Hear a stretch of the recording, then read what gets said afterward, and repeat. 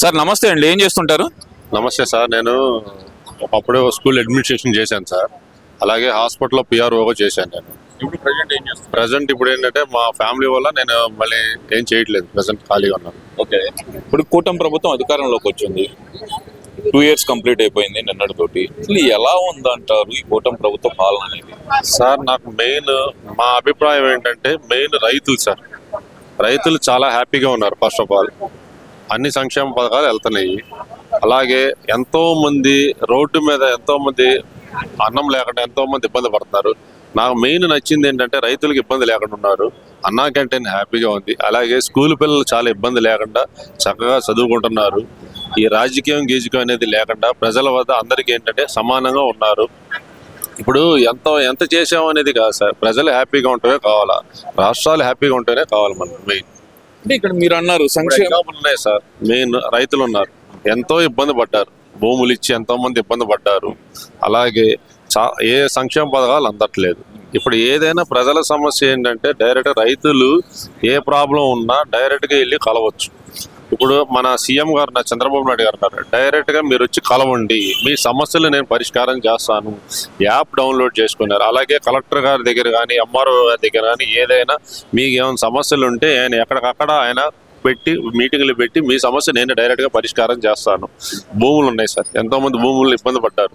పట్టాదారు పాస్ పుస్తకాలు ఇచ్చారు, అవి మీకే హక్కు, సర్వం మీకే హక్కు అని ఇచ్చారు. పట్టాదారు పాస్ పుస్తకాలు ఇవన్నీ ఏదైనా మీకే ఇచ్చి వాళ్ళు ప్రజల యొక్క సమస్యలన్నీ తీరుస్తున్నారు. అంటే ఇప్పుడు మీరు అంటున్నారు సార్, ఈ కూటమి ప్రభుత్వం వచ్చిన తర్వాత సంక్షేమ పథకాలన్నీ అందుతున్నాయని. అసలు రాష్ట్రంలో సంక్షేమం లేదు, అభివృద్ధి లేదు అనేది జగన్మోహన్ రెడ్డి గారి వాదన. మరి అభివృద్ధి లేదు అనడానికి మనం ఎవరు సార్?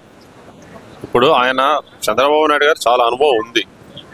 చంద్రబాబు నాయుడు గారు అవ్వచ్చు, మోడీ గారు అవ్వచ్చు, పవన్ కళ్యాణ్ గారు అవ్వచ్చు, ఏదైనా మెయిన్ ప్రజల దృష్టిలో పెట్టుకోవాలి సార్. మెయిన్ మనకేంటంటే రైతులు, విద్య, ఆరోగ్యం ఇవన్నీ చూసుకోవాలి. ఇప్పుడు ఆరోగ్యం ఉంది, అందరికీ ఫ్రీగా చూపించుకోమని గవర్నమెంట్ హాస్పిటల్స్ ఎన్నో డెవలప్ చేస్తున్నారు. అలాగే రైతులు ఎన్నో సమస్యలు ఉన్నాయని క్రియేట్ చేసుకుని తగ్గిపోయినాయి ప్రాబ్లమ్స్ అని.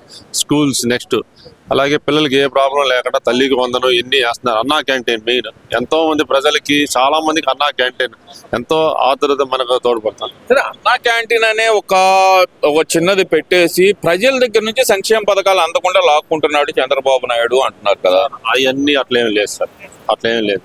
ఇప్పుడు ఎంతో మందికి సార్ ఇప్పుడు పెద్ద పెద్ద హోటల్స్ ఉన్నాయి, అన్నీ ఉన్నాయి. ఇప్పుడు సామాన్యులు అందరూ హోటల్ దగ్గరికి వెళ్ళి తినలేరు. అన్నా క్యాంటీన్ ఎంతో ఉపయోగం సార్. ఇప్పుడు ఎటు పని చేసుకున్న వాళ్ళకి, కార్మికులకి, వీళ్ళందరికీ ఎవరికైనా అన్నా క్యాంటీన్ అనేది మనకి చాలా చక్కగా మంచిగా ఫుడ్ చక్కగా సప్లై చేస్తున్నారు. ఇప్పుడు రైతులు అంటున్నారు సార్, రైతులు ఇప్పుడు బాగుంటారు అంటున్నారు. రైతులకు మద్దతు ధర ప్రకటించకుండా ప్రభుత్వం రైతులను మోసం చేస్తుంది, రైతులను నిండా ముంచేసింది కూటమి ప్రభుత్వం అనేది కదా. ఒక్క రోజుకి ఏది అవ్వదు సార్, మనకి టైం తీసుకుంటుంది ఏదైనా. ఇప్పుడు ఒకసారి అవగానే మన విత్తనం ఏదైనా ఒకేసారి రాదు. దానికి సమయ పాలన అన్నీ ఉంటాయి. దాని పద్ధతిలో అన్ని చేసుకుంటే వెళ్తేనే పద్ధతి కరెక్ట్గా ఉంటుంది. ఇప్పుడు జగన్మోహన్ రెడ్డి గారు అంటుంది ఏంటంటే, మీరు ఇందాక అన్నారు అమరావతి కూడా వర్క్ స్టార్ట్ అవుతుందని. అమరావతి అనేది ఒక వేస్ట్ ప్రాజెక్టు, ప్రజాధనం వృధా అవుతుంది, అక్కడ చంద్రబాబు నాయుడు దోపిడీ చేస్తున్నాడు అనేది ప్రధానంగా జగన్మోహన్ రెడ్డి చేస్తున్న వాదన. మరి దాన్ని ఎలా చూడాలంటారు? సార్ అమరావతి అనేది వృధా అనేది కాదు సార్. ఇది ఇప్పుడు ఎన్నో గ్రామాలు ఉన్నాయి అక్కడ, అక్కడ చిన్న చిన్న ఊళ్ళన్నీ ఉన్నాయి. ఎంతో మంది రైతులు మన అమరావతి అనే ఒక రాష్ట్రం రావాలా, ఏర్పడాలా, డెవలప్ చేసుకోవాలా, అది ఇప్పుడు అన్నిటికీ మనకి దగ్గర ఉంది సార్. ఇప్పుడు ఇటు విజయవాడ సైడ్ కానీ అన్నిటికీ సెంటర్ ఆఫ్ ది పాయింట్ ఉంది సార్ మెయిన్. తర్వాత వచ్చేసి ఇప్పుడు ఎంతో మంది కేంద్రంలో వాళ్ళందరూ వచ్చారు, చూశారు అక్కడ భూములు ఎట్లా ఉన్నాయి, అక్కడ నీటిపారుదల ఎట్లా ఉన్నాయి, అన్ని చూసుకున్నారు. దాన్ని బట్టి ఏంటంటే మనకు అమరావతి అనేది చాలా ఇంపార్టెంట్. ఇప్పుడు మనకు హైదరాబాద్ ఎట్లా క్యాపిటల్ ఉందో మన రాష్ట్రానికి, ఆంధ్ర రాష్ట్రానికి అమరావతి అనేది క్యాపిటల్ ఉండాలి. 2 లక్షల కోట్లు అక్కడ గుమ్మరించడం అవసరమా? మావిగని పెట్టుకుంటే సరిపోయింది కదా 400 ఎకరాల్లో అనేది జగన్మోహన్ రెడ్డి గారి వాదన. సరే సార్, ఓకే, మీరు అన్నట్టు 2 లక్షల కోట్లు ఖర్చు పెట్టడం అవసరమా సార్? ఇది మన ప్రభుత్వం కాదు, ప్రజా ప్రభుత్వం. ప్రజలు ఎన్నుకుంది, ప్రజలు చేసిందే మొత్తం ఎన్నుకుంది. వాళ్ళు సంక్షేమ పథకాల కోసం అని చూడకుండా ప్రజలే మాకు అమరావతి అనేది కావాలా, క్యాపిటల్ కావాలా, ఎన్ని సంవత్సరాలు పోరాడారు సార్, ఎంత కష్టాలు పడ్డారు, ఎన్ని దెబ్బలు తిన్నారు, ఎన్ని రకాల వాళ్ళు భూములు ఇచ్చి మనదని కాదు, ఇది మన అమరావతి, మనం సఖ్యంగా ఉండాలి అని చేసుకోవాలని చేశారు. అది అంతేగాని మావిగన్ అన్నారు, ఓకే బాగానే ఉంది సార్. ఈ రోజు ఇక్కడ అంటారు, రేపు అక్కడ అంటారు, ఎక్కడ ఒక లిమిట్ ఏది? ఇప్పుడు ఈయన ఏం చేశారు, ఒకటే అమరావతి అనేది మన క్యాపిటల్, భావితరాలకు కూడా మనకి ఇది అమరావతి అనే క్యాపిటల్. ఇప్పుడు మన బుక్ లో చూస్తామండి, ఆ రోజుల్లో ఏంటి మన క్యాపిటల్ వచ్చేసి ఫలానా ఆంధ్రప్రదేశ్ రాష్ట్ర రాజధాని హైదరాబాద్ అన్నారు. ఇప్పుడు విడిపోయింది. విడిపోయి ఏం చేశారు, ఇప్పుడు మనకు అమరావతి అనేది క్యాపిటల్ ఇచ్చారు. కేంద్రం కూడా అదే నోటిఫై చేసేసింది. ఇంక అన్నిసార్లు మార్చడానికి ఉండదు, భవిష్యత్ తరాలు కూడా ఇబ్బంది ఉండకూడదు. చెప్పుకునేది అంటే ఏంటంటే మన వాళ్ళు ఎవరన్నా అమరావతి అనే మన రాజధాని. అమరావతి అనేది చంద్రబాబు నాయుడు దోపిడీ కోసమే అమరావతి అంటున్నాడు, ఒక వర్గం కోసమే అక్కడ అమరావతి కడుతున్నాడు చంద్రబాబు నాయుడు, సామాన్యులకు ప్రవేశం ఉండదు అనేది జగన్మోహన్ రెడ్డి వాదన. సార్ దోపిడీ అనేది ఏంటి సార్, అసలు ఆ మాట అనేదే తప్పు. దోపిడీ ఆయన ఉన్న చిన్నపిల్లాడ, చాలా అనుభవంలోనే ఆయన ఎంతో హైదరాబాద్నే చాలా డెవలప్ చేశారు. అలాగే అమరావతిని కూడా డెవలప్ చేస్తున్నారు సార్ ఆయన. స్లోగా ఒక్కసారి అవ్వదు పని. ఇప్పటికే మనం చాలా వెనకబడిపోయాం, అన్ని విషయాలు వెనకబడ్డా, టెక్నాలజీగా వెనకబడ్డాం, వ్యవసాయం పరంగా వెనకబడ్డాం, విద్యా వ్యవస్థగా వెనకబడ్డాం. ఈయన ఒక్కొక్క పథకాలు తీసుకొస్తున్నారు, ఒక్కొక్కటి చేసుకుంటూ వస్తున్నారు. ఫస్ట్ రైతులు చూశారు, తర్వాత వాళ్ళ యొక్క భూములు ఇబ్బంది లేకుండా, అలాగే విద్యా వ్యవస్థ, ఆరోగ్య వ్యవస్థ, అలాగే టెక్నాలజీ పరంగా ఏంటి, అలాగే మన పెట్టుబడులు ఏంటి, ఇది వరకు అన్నీ చేస్తున్నారు. అంటే ఒక్కొక్కటి డెవలప్ చేసుకుంటూ వస్తున్నారు. ఒక్కొక్కటి అసలు లేదు, ఈ ప్రభుత్వం చేస్తుంది రెడ్ బుక్ రాజ్యాంగం, దోపిడీ పరిపాలన అనేది జగన్మోహన్ రెడ్డి గారు పదే పదే చెప్తున్నమాట. మరి sir red book green book అనేది కాదు సార్, దోపిడీ పరిపాలన అనేది లేదు సార్. ఇది మన చేతిలో కాదు సార్. దోపిడీ పరిపాలన, ఆ పరిపాలన, ఈ పరిపాలన అనేది తప్పు సార్. అసలు ఆయన చాలా ఒకప్పుడు ముఖ్యమంత్రి, ఇప్పుడు మాజీ ముఖ్యమంత్రి, ఆయన ఆ మాట అంటే కూడా తప్పే సార్. దోపిడీ పరిపాలన అన్నారు. ఇప్పుడు ఆయన కూడా ఆ స్టేజ్ నుంచి వచ్చారు, ముఖ్యమంత్రి నుంచే వచ్చారు. ప్రతి ఒక్కరిని విమర్శించడం తప్పు సార్. ఆయన ఏంటంటే బాధ్యతలు తీసుకుంటే తెలిసి వస్తుంది ఎవరికైనా.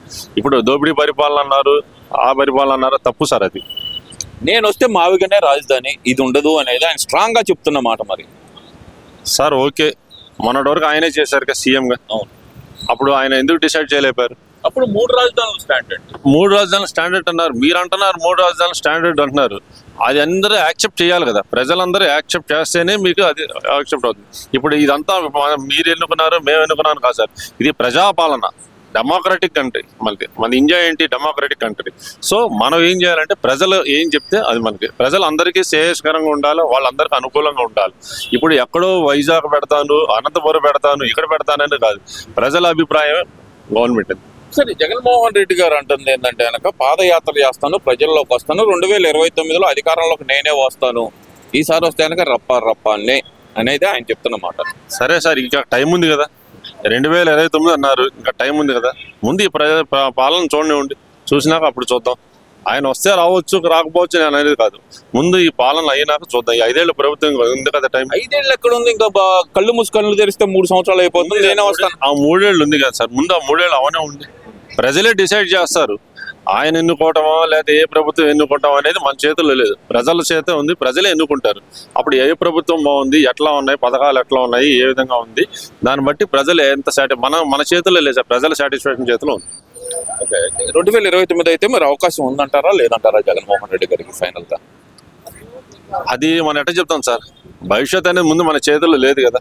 ఆయన చెప్తున్నాడు కదా కాన్ఫిడెన్స్, ఆయన కాన్ఫిడెంట్ ఆయన చెప్పుకుంటున్నారు, నేను వస్తాను 2029 వస్తాను, నేను అది వస్తాను, ఇది వస్తాను అంటున్నారు. మన చేతుల్లో లేదు. ఇప్పుడు ఓట్ బ్యాంకింగ్ ఉంది సార్, మన చేతుల్లో లేదు. ప్రజలు ఎన్నుకునేది ఎలక్షన్ ద్వారా చేస్తారు. అది నేను రేపు వస్తాను అని గ్యారెంటీ లేదు. భవిష్యత్ అనేది ఏంటి రేపు చెప్పలేకపోతున్నాయి ఎవరో. సార్ తర్వాత చూద్దాం, ముందు ఈ పరిపాలన అవనే ఉండి తర్వాత చూద్దాం. వస్తే మంచిదే కదా, వస్తే రాజధాని బాగుపడుతుంది, డెవలప్ అవుతుంది అనేగా మా కోరిక. ఎవరు వచ్చినా మనకేంటంటే ప్రజల కోసం చేయాల్సిందే.